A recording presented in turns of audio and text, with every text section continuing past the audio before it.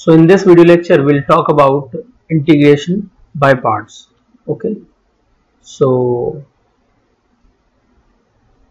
although integration by parts is not that much useful in physics, but still we must know about it. So whenever two functions are given in product form, like fx into gx dot dx integration. So whenever two functions are given in product form, like I have written here, then we should try to integrate the function by parts. Now what we do in integration by parts is we treat a function to be 1 and the other to be function 2. This is done on the basis of this sequence I, L, A, T, E.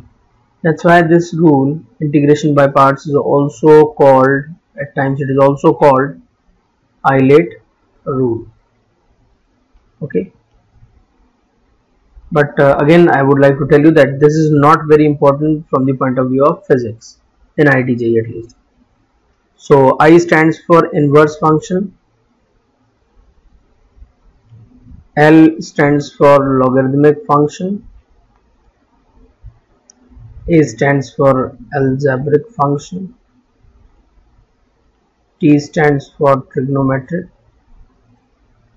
and E stands for exponential function.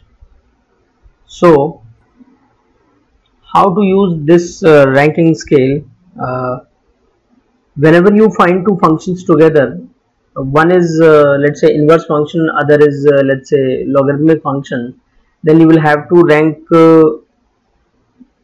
inverse function at priority as compared to logarithmic or algebraic or trigonometric or exponential function.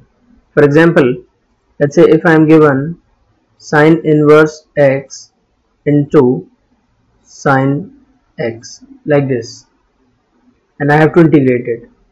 Okay, so this is an inverse function. So inverse function will be treated as the first function and this will be treated as the second function. If I am given something like, let's say, x e to the power x integration, then this is a product of an algebraic and an exponential function. So algebraic function will be treated as first, while the exponential will be treated as the second function. Okay, so how will we integrate this function fx dot gx dx integration? At first we'll have to rank them. Let's say this is our first function and this is second function मान लीजिए. तो जब भी integrate करना होगा हमें, तो after giving rank to these functions हम क्या करने वाले हैं, हम फर्स्ट फंक्शन fx को ऐसा का ऐसा रखेंगे, सेकेंड फंक्शन gx को हम इंटीग्रेट करेंगे, माइनस लगाएंगे, पूरे का इंटीग्रेशन. अब हम क्या करेंगे, डिफरेंशिएशन ऑफ फर्स्ट फंक्शन का हम डिफरेंशिएशन कर रहे हैं into integration of second function.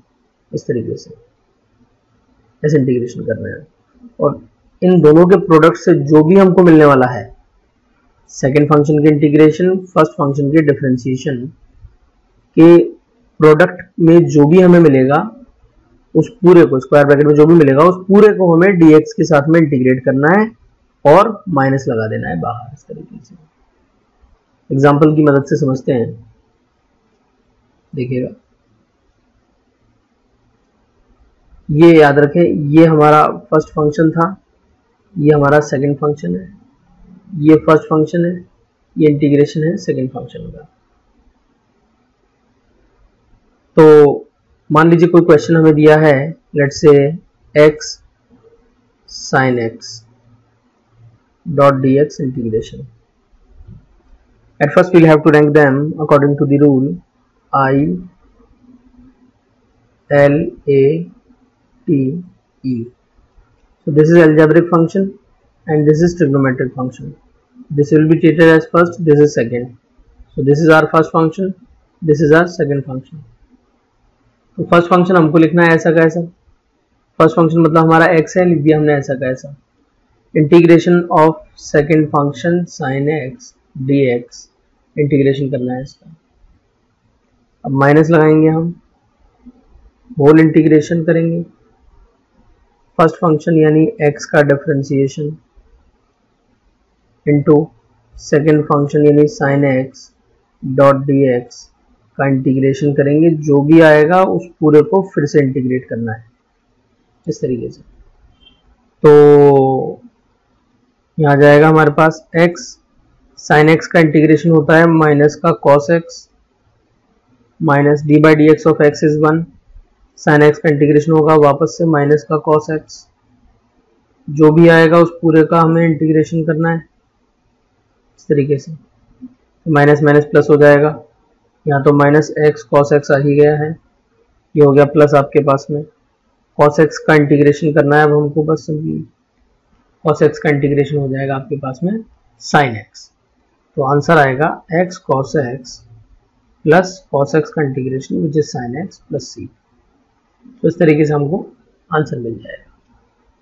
और एग्जाम्पल देखते हैं हम एक, let's say we are given x e to the power x dot dx integration.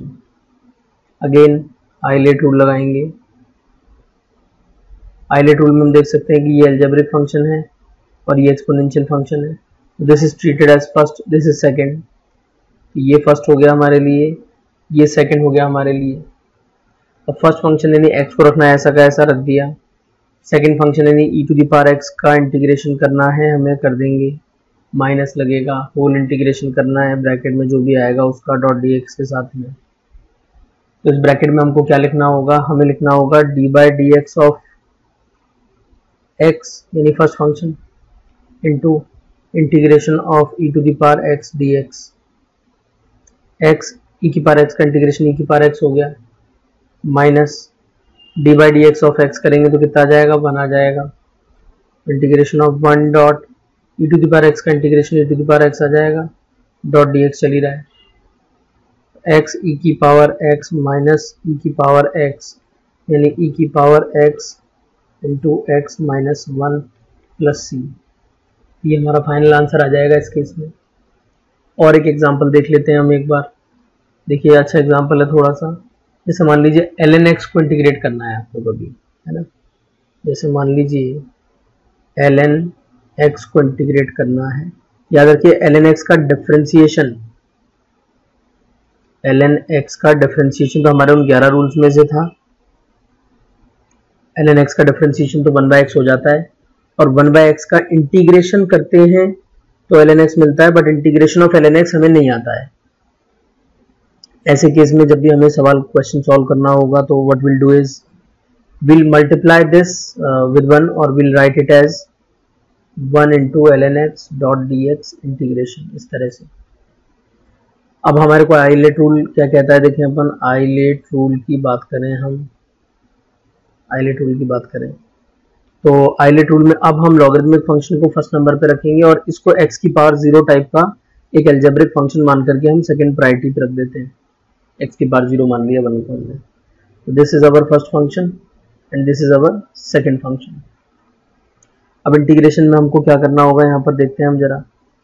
Integration में हमको फर्स्ट फंक्शन ln x ऐसा का ऐसा, सेकंड फंक्शन यानी 1 का integration minus whole integration, bracket बनाएंगे। अब हमको क्या करना है, d by d x of first function यानी कि ln x और अब हमको इंटीग्रेट करना है 1.dx, जो भी आएगा उस पूरे के पूरे को, है ना, ये समझिएगा, ये ln x को डिफरेंशिएट किया, ln x फर्स्ट फंक्शन लिया था हमने, ln x को डिफरेंशिएट कर दिया।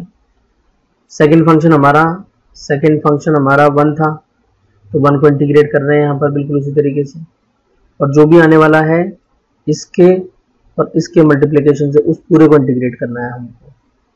What we'll get here is ln x 1.dx will get integrated to x, यहाँ लिख दिया, minus integration of d by dx of ln x is 1 by x, और 1.dx जो है ये 1.dx का इंटीग्रेशन करेंगे तो x आ जाएगा, ln x का 1 by x आया है, 1.dx का x आएगा, तो ln x का 1 by x और 1.dx का x आपस में कैंसिल हो जाएंगे, और इस पूरे को इंटीग्रेट हमें करना ही है।